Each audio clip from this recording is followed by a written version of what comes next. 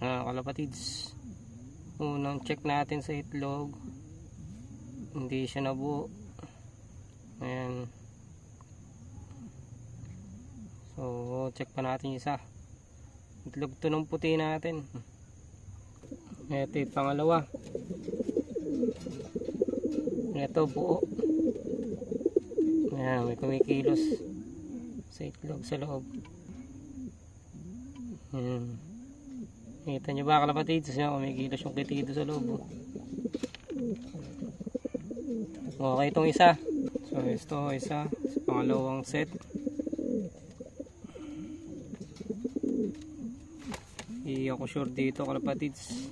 Check nyo din. Ayan siya.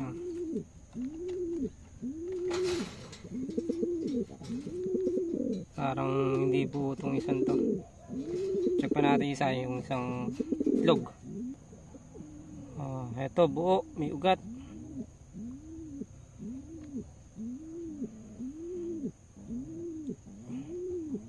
No set, uy, fertile yung itlog ni Colleen.